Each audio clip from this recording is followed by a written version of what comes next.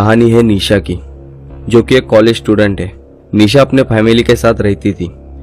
निशा के पास एक पालतू कुत्ता था जो निशा को बहुत पसंद था। निशा और उसके दोस्त अक्सर घूमने के लिए जाते थे। एक दिन ऐसे ही निशा और उसके दोस्त घूमने के लिए गए। निशा ने अपने साथ अपने पालतू कुत्ते को भी लिया। निशा और उसके दोस्तों को घूमते घूमते बहुत रात हो गई। पास ही के एक होटल में उन्होंने अपना एक रूम बुक किया और वहां रात गुजारने का फैसला किया। निशा और उसके दोस्त रूम नंबर 401 में रुके थे।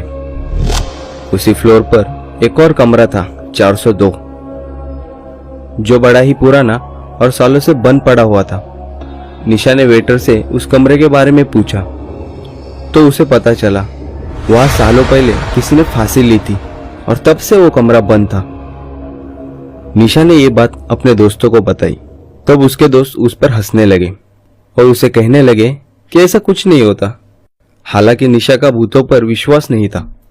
निशा और उसके दोस्तों ने खाना खा लिया और उसके बाद अपने कमरे में चले गए।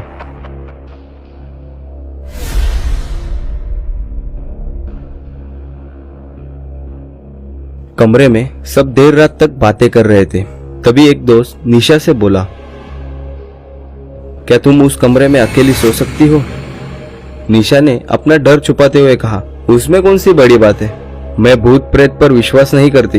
वो तो वेटर ने मुझे कहानी बताई, वही मैंने तुम्हें बता दी। उस पर उसका दोस्त बोला, ठीक है फिर आज की रात तुम उस कमरे में सो जाओ। ये सुनकर निशा के पसीने छूट गए। निशा ने कहा, क्यों? हमने पैसे तो इस कमरे के दिए, फिर उस कमरे में क्यों सो? इस पर उसका दोस्त बोला, हाँ अब तो तुम ऐसे ही बोलोगी, तुम्हें डर जो लग रहा है।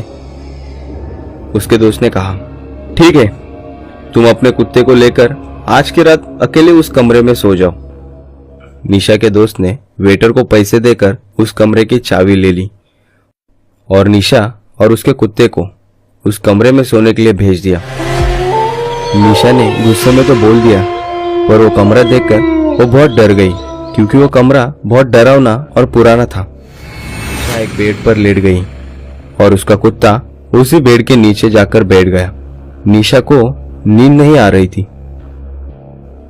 उसने अपना हाथ बेड के नीचे डाल दिया। तभी उसके कुत्ते ने उसका हाथ चाट लिया। उसे तसल्ली हुई कि उसके साथ उसका कुत्ता है। कुछ देर बाद निशा की आंख लग गई और अचानक जोरों की आवाज हुई और निशा की नींद टूट गई। निशा ने देखा कि टेबल पर रखा फ्लोर पॉट टूट गया। निशा ने राहत की सांस ली।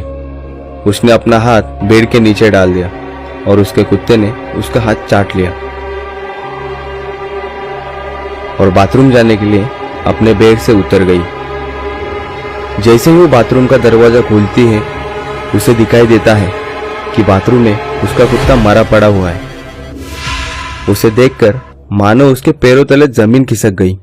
उसके पसीने छूटने लगे, दिल की धड़कनें तेज होने लगी और फिर उसे याद आया कि अगर मेरा कुत्ता यहाँ मरा पड़ा हुआ है तो वहां मेरा हाथ किसने चाटा।